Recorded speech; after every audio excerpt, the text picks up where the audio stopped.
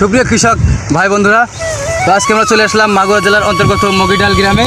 সেখানে আমরা নতুন একটি খবর পেয়ে সেখানে আসলাম এবং এসে দেখি খুব যা শুনছিলাম তার থেকে অনেক বেশি। এখানে কিন্তু সরকারি প্রজেক্ট আকারে অনেক বড় জমিতে এই বিনা ধান 25 সরকারি যে গবেষণা এবার প্রথম কিন্তু এই ধানটি চাষ করা হয়েছে, যেটি দেখতে পাচ্ছেন এই যে বাসমতি ধানের চেয়েও চিকন এবং এই ধানের দাম কিন্তু অধিক। তো এই ধানটি কিন্তু মারাত্মক খুব ফলন হয়েছে।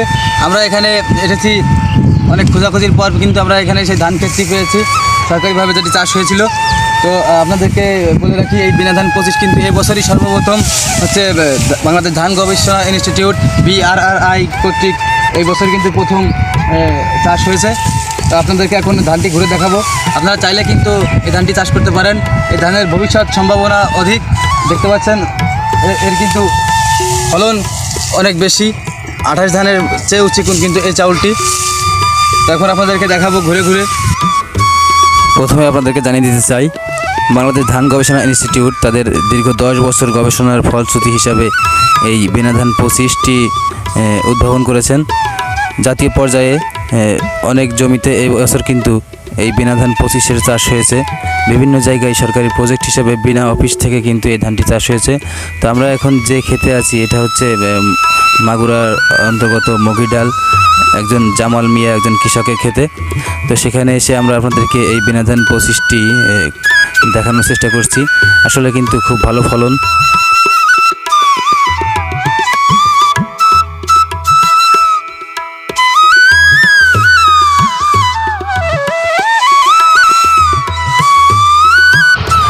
কৃষক ভাই বন্ধুরা, বাংলাদেশের যে কোনো স্থান থেকে যদি আপনারা বিনা ধান 25 এর বীজ সংগ্রহ করতে চান, তো অতি স্বল্প সময়ে কিন্তু কুরিয়ারের মাধ্যমে আমরা আপনাদেরকে পাঠিয়ে দেবো এই বিনা ধান 25।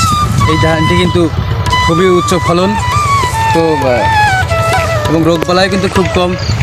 গতকালকের যে প্রচুর ঝড়, সেই ঝড়ের কারণে কিন্তু এই ধানটি একটু হেলে গেছে।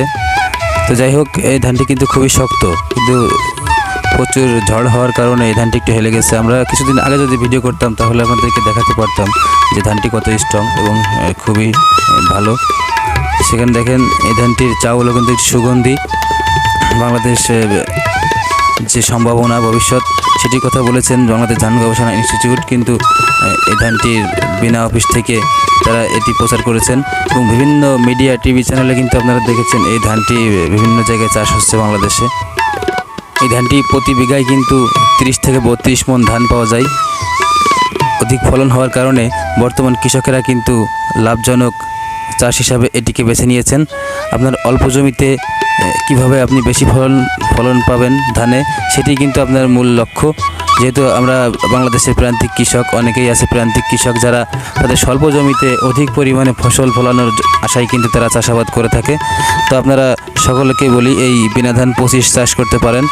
আমাদের কাছ থেকে বীজ নিতে হলে আমাদের স্ক্রিনে দেওয়া নাম্বারে যোগাযোগ করুন। বাংলাদেশের যে কোনো প্রান্তে কিন্তু কুরিয়ার সার্ভিসের মাধ্যমে আমরা এই বীজটি আপনাদের কাছে পৌঁছে দিতে চাই।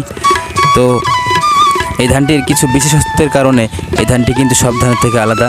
যেমন এই ধানটি বাসমতির চেয়ে চিকুন, এর দাম অধিক এবং গাছ খুব শক্ত, মোটা এবং লম্বা হয়। আপনি উঁচু নিচু এবং মাঝারি উঁচু জমিতেও কিন্তু এই ধানটি চাষ করতে পারবেন। এই ধানটি রোপণ থেকে এর পাকা পর্যন্ত এর বয়সকাল 120 থেকে 130 দিন। তো আপনারা যে কোনো মৌসুমে কিন্তু এই ধানটি চাষ করতে পারবেন। তাই আজই আমাদের থেকে বীজ নিতে যোগাযোগ করুন স্ক্রিনে দেওয়া নাম্বারে। শুধুমাত্র আপনাদের কাছে কিন্তু প্রচারের জন্যই আমরা অনেক দূর থেকে কষ্ট করে এসেছি এখানে এই ধানটি আপনাদেরকে সাথে পরিচয় করিয়ে দেওয়ার জন্য।